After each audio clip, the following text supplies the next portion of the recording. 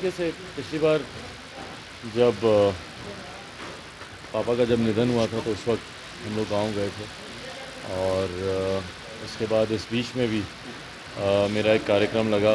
जब ये पूरा घटना चक्र इस तरीके से हुआ तो उस वक्त भी हम लोग गांव गए थे और उसके बाद आज जा रहा हूँ।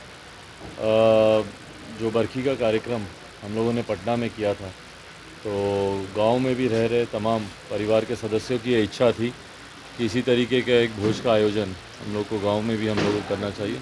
तो आज वही कार्यक्रम है वहाँ पर। मुलाकात होगी।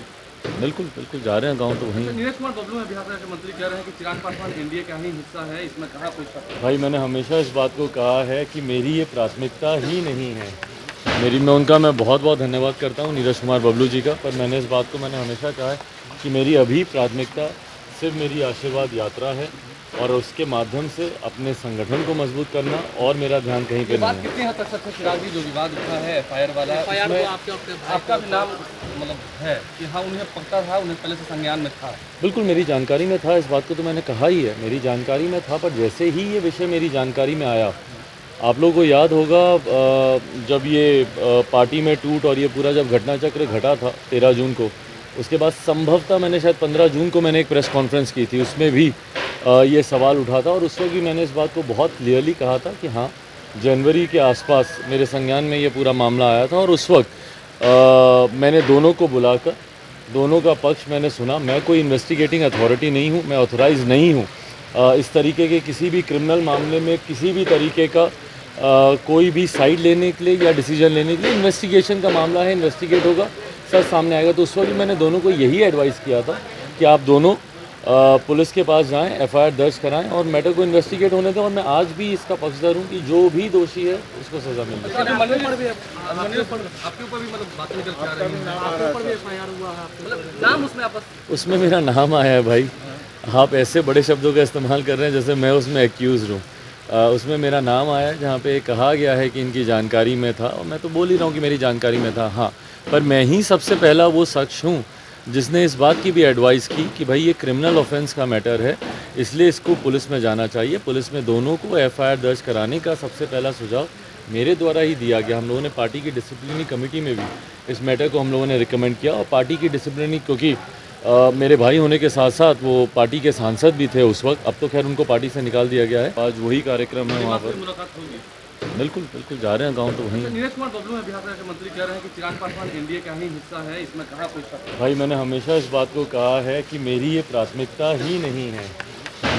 मैं बहुत बहुत धन्यवाद करता हूँ नीरज कुमार बबलू जी का, पर मैंने इस बात को हमेशा कहा है कि मेरी अभी प्राथमिकता सिर्फ मेरी आशीर्वाद यात्रा है और उसके माध्यम से अपने संगठन को मजबूत करना, और मेरा ध्यान कहीं पे नहीं बात है। कितनी हद तक सच है? चिराग जी, जो विवाद उठा है एफआईआर वाला, उसमें आपका भी नाम मतलब है कि हाँ उन्हें पता था, उन्हें पहले से संज्ञान में था?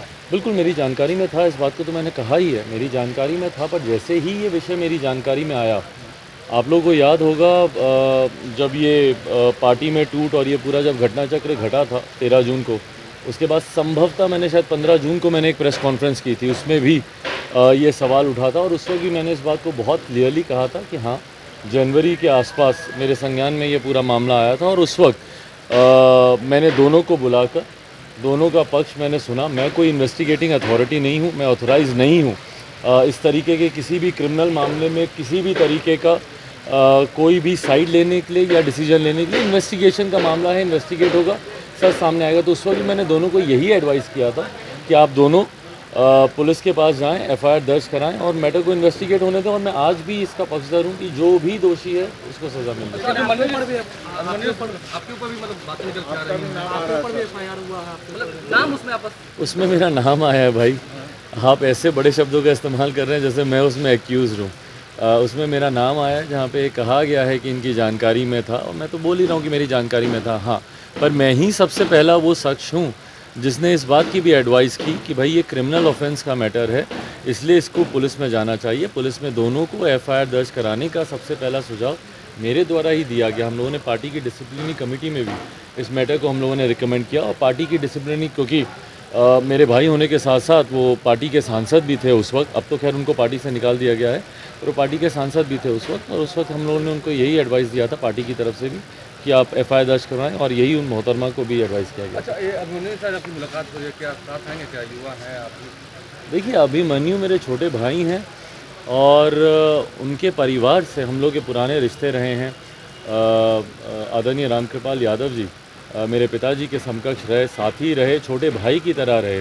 भले किसी भी पार्टी में रहे, बट उनके और मेरे नेता के जो आपसी संबंध थे वो दो भाइयों की तरह थे, और बहुत खूबसूरत संबंध थे। उसी नाते मेरे और अभिमन्यु युवा हैं, मेरे छोटे भाई के समान हैं और बहुत मेहनत कर रहे हैं। तो ज़रूर मैं चाहूँगा कि ऐसे मेहनती लोग मेरे साथ आएँ।